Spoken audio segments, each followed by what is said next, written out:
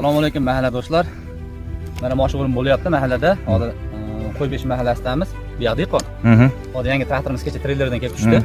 Mana o'rin bo'lyapti. Mana hozir xudo xolasa Obidjon nima bo'lyapti? Yaxshimi? Bu hozir ko'p nimalar kelyapti, diskleylar foiz qolib ketyapti. 75, 80, 90% bo'lyapti, 10-15% qolib ketyapti. Mana shu masalaga oydinlik kiritish maqsadida mana shu videoni olyapmiz.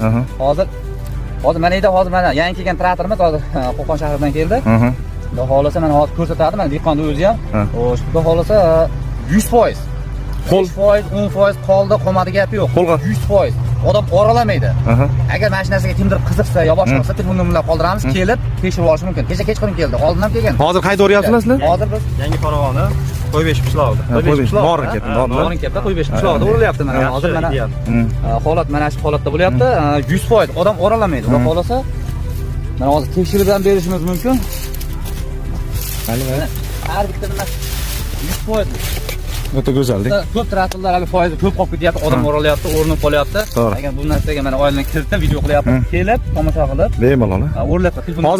Hozirda o'zida necha gektar ekan sollang bugun? Ertalab tushib. Hozirda 30 gektar. 30 gektar. Bugunlik 30 gektar, yaxshi. Traktor yaxshi Qo'ybeshda deb qo'yamiz. Qo'ybeshda o'rlayapti. Yer ham Qo'ybeshda. Agar kimda qiziqsa, kelib turib, yerda ko'rib turib, 76lik, 90lik o'raveradi. Mana shu yerdan 100%lik xudo xolos deb aylanib chiqdingiz ham yo'q. Qolmagan orada bir dona ham. Go'zal a? Foiz qolmagan a?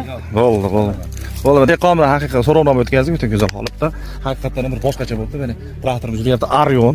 O'ta go'zal holatda. Kimga shunaqa xizmatlar kerak bo'lsa, Norin va Uchqo'rg'on bo'ylab